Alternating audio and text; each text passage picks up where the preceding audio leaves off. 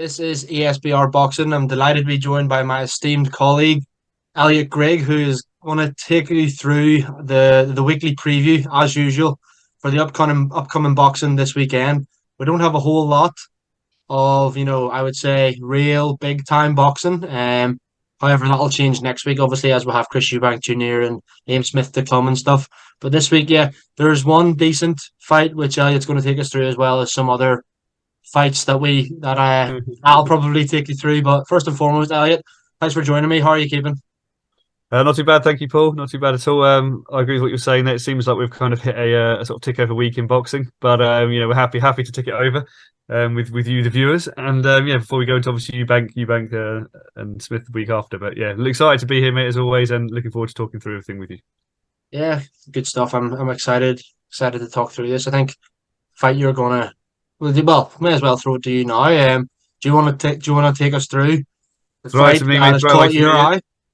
eye? Okay, yeah. So I'm gonna take you guys over to the US to Turning Stone Resort Casino in the US, where we've got a fight 15-1-0. Ajagba taking on Stephan Shaw, who is undefeated 18-0. I'll take you through some of the records in a minute, some of the names on there, because it's not actually a bad fight, in my opinion, actually, looking through some of the records, some of the names they've both faced. Obviously, with Shaw also being undefeated. But just give you a bit of a tale of the tape. So, Ajagba's 28 years old, Shaw's 30. Slightly taller, Ajagba, though, at 6'5". Quite significantly longer reach, and 88.2 inches versus 81.1. So yeah, obviously the bigger reach, both orthodox fighters. But as I was saying, so Jagba's obviously got that one defeat. That one defeat comes to Frank Sanchez, which was when he contested the America's heavy. But Frank Sanchez obviously known and ranked in the heavyweight division, so not a discreditable loss there. But he's got other names on his record. You may recognise Razvan Kajanu. It's a good win there. Demi Rezin, Michael Wallach as well. That's on his record there. So yeah, not a bad prospect. I suppose someone coming up obviously in the heavyweight division. 13 KOs from his 16 wins. And we go over to Stephan Shaw. Now Stephan Shaw is, as I said, undefeated, 18-0. He's got 13 KOs on his record. Names I suppose you might recognise there. Rydell Booker, that was the last time out. He had a victory there. Joey DeWaco, victory over there. That was TKO victory, 8th round knockout. So all in all, there's some recognisable names on both records. But I suppose there's been some talk, obviously, hasn't there, Paul? I think you agree with this around Ajagba and sort of the power that he carries up in that division as well, and trying to get him sort of matched with some other names as well, some other prospects sort of on that fringe world level area. So yeah, I want to come to you really and say, how do you expect to see this fight play out? Do you see this as being another KO victory for Ajagba, or do you think, obviously, as an undefeated fighter, with some reasonable opponents on his list, the Stephan Shaw at 30 will be motivated to prevail himself? Yeah, thanks, Elliott. That was a brilliant breakdown there. I am interested in this fight. I completely agree with you. I think it is an interesting fight. I wouldn't go as far as saying it's a 50-50, but it's definitely one that catches the eye. Mm. I mean, you're looking at it, they both got the same amount of KOs. Ajagba's only loss is to Frank Sanchez, which at the time, a lot of people maybe would have seen that as a 50-50. But then in the end, Frank Sanchez, I think Ajagba did underperform that night. He might have frozen on, it being the big stage and stuff. And Sanchez is a fantastic heavyweight, so there's no disgrace in losing that fight. He's come back with a quick knockout win as well, Ajagba. And yeah, as you mentioned there, he's 6'5", 6'6", and has real knockout power. So I think that Shaw will need to be wary of that. Although obviously he carries power himself, I'd say it's fair that Ajagba probably carries more menace and punch. I found it quite interesting that I know box rec rankings aren't exactly, the way, that they aren't exactly the rankings that everyone goes by, and they're not exactly the full truth. But I found it interesting that at heavyweight, Ajagba was ranked 32 and Shaw was ranked actually 28. So Shaw's ranked Mm. above Ajagba, but I think a lot of people would know more about Ajagba than they would Shaw. So on paper, Shaw is the better heavyweight here. He hasn't lost. He's higher ranked. But I do see Efe Ajagba winning this one and by KO. I think the thing that's telling for me is that Stephan Shaw, sorry, he's only fought in one 10-rounder. So how live have his opponents been other than the 110-rounder? Majority 8 and 6 rounders against lower caliber fighters for me. Whereas Ajagba, I think, even with that loss with Sanchez, he'll have learned a lot, and he's been in more 10 rounders, even Mm. that 10 rounder against Sanchez, and stuff. So, or the 12 rounder, I can't remember, I'm not too sure, but I think Ajagba, I do favour him here. I do favour him by stoppage. When would that come? I don't think he'll blow him out early. To be wary of Shaw. Shaw will come to win, obviously, as well. He's a little bit fresher at Jagba. I still think he could go on to challenge for world titles in the future, not in the near future, but in a few years' time, he could well be up Yeah, I there. agree. So yeah, I expect Efe Ajagba to get a win here, a knockout win, mid to late rounds probably. But I think it would be a good statement to beat Stephan Shaw here. No, it's going to disappoint viewers, I suppose, to say that I have to agree with you, Paul, and everything you said there. I think, I don't think you'll blow him out early by any stretch of imagination, but I do think, I mean, looking obviously, he's got quite a few late KOs on his record as well, so I can kind of see it coming somewhere from sort of around six to 10, maybe some stoppage in that kind of area. But I also expect Ajagba to prevail. I think it's also just because, like you said, I agree with you. I think he did underperform that night against Frank Sanchez, and Frank Sanchez is also a credible heavyweight as well. So I'm looking at that and going, you've been in with kind of better names.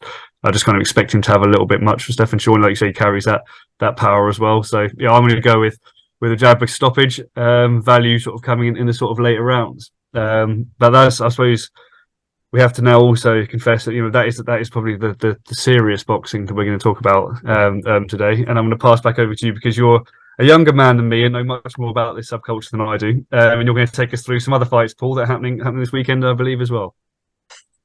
Thanks, Elliot. I mean, yeah, I may know more about these names and who they are, but geez, it doesn't mean I want to see them in a boxing ring, to be quite honest with you. But I suppose it's one of those things where we've kind of got to talk about it now. If you're not talking about it, you kind of missing a trick, I suppose.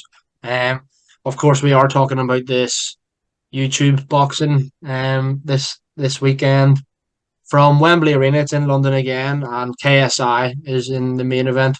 Fight was obviously meant to be with Dillon Danis, MMA fighter that people will know of. Used to be a former training partner of Conor McGregor, so he was quite a big name, but he's pulled out of the fight. And in has stepped Faze Temperrr, who I know nothing about. Who Elliot, you said before, you confessed, know nothing about either. But I'll run through. I'll give you a quick run through so we know a little bit more before I ask you any questions. KSI since turning pro is 3-0. He's 6 foot. He stands at 6 foot tall, cruiserweight, orthodox, and has a 76-inch reach. Go over to Faze Temperrr. He's actually 4 inches taller. He's 6'4". Got a bigger reach as well at 77 inches. He's also a southpaw from Brazil, and his professional boxing record is 1-1. So yeah, KSI is coming here off the last fight. Remember when he headlined that show and it was the whole 2 fights in one night I remember where that, yeah. he beat Swarms in the second round by knockout and then fought a real professional. Keep on doing this, but you know what I mean. Fought a real professional and knocked him out in the second round as well. But that guy wouldn't have looked out of place against me in my white collar fight. Um, but yeah, obviously KSI is a big name. Now there's been rumors of him fighting, the likes of Jake Paul, even Tommy Fury and things like that. But yeah, he's suppose he is a big name now. He's an absolute superstar in the YouTube world.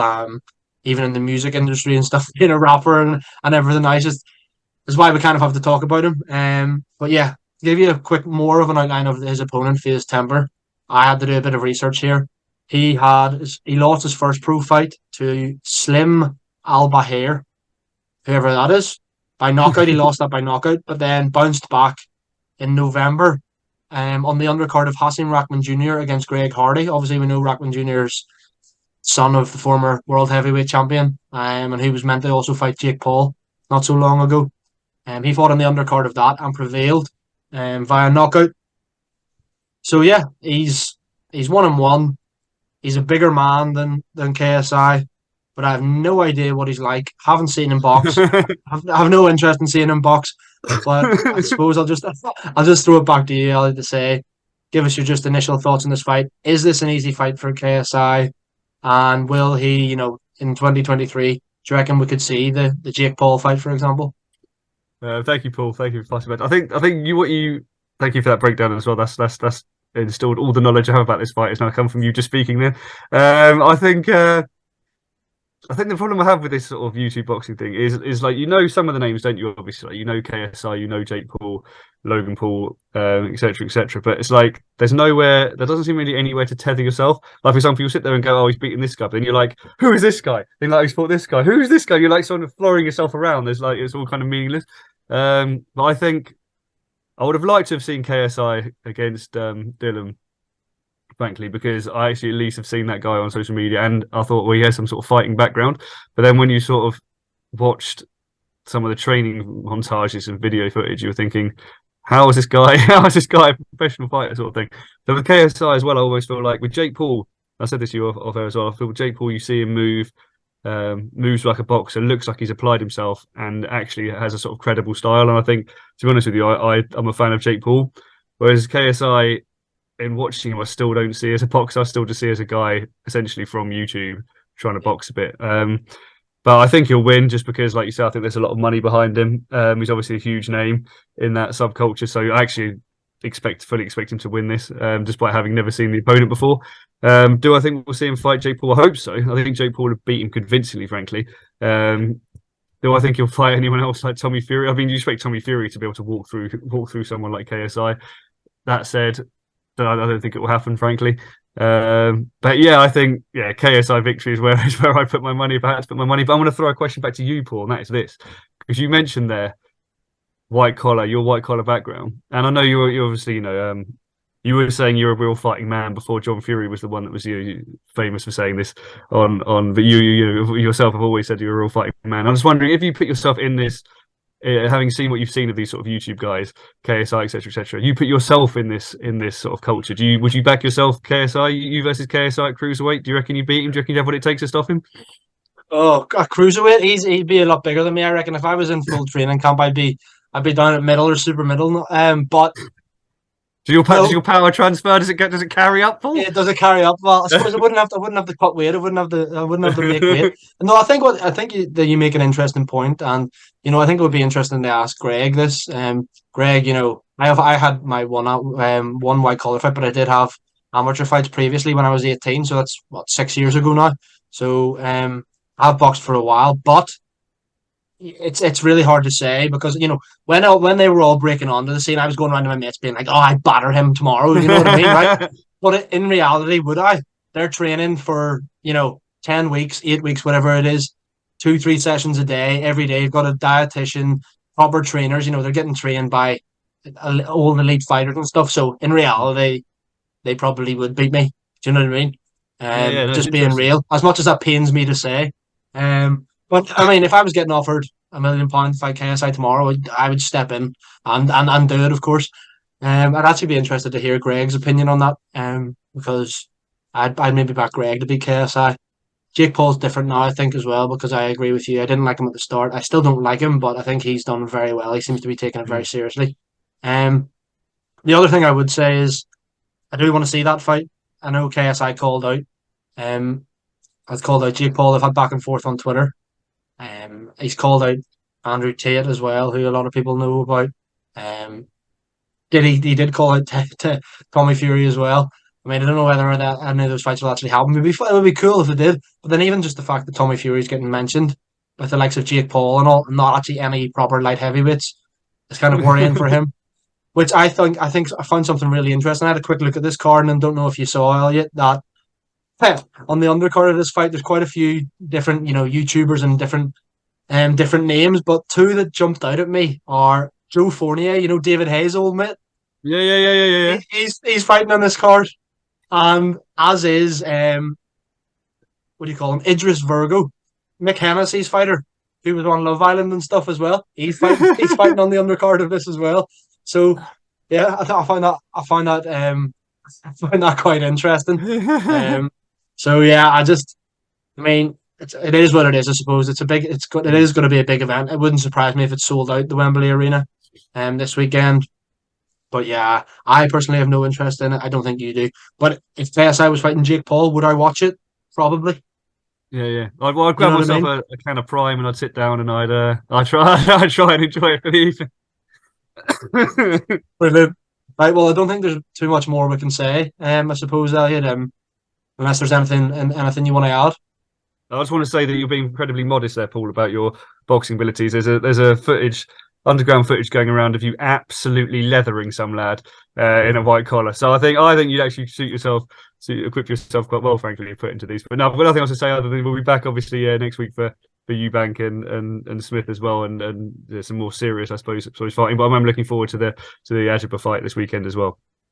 Yeah, brilliant. Thanks very much for that. Obviously, as you mentioned there, we're gonna have weekly previews every single week. Going to be Smith Eubank and stuff next week. A good few fights on that undercard as well that we'll explore. Obviously, we've got the bet and tip show every week as well. As well as loads of other content. So yeah, just be sure to check it out on our YouTube. Obviously, all on our social medias as well. But once again, Elliot, thanks for your time, and I'll speak to you again next week. Thank you very much. Thank you very much, Paul, and thank you guys for watching.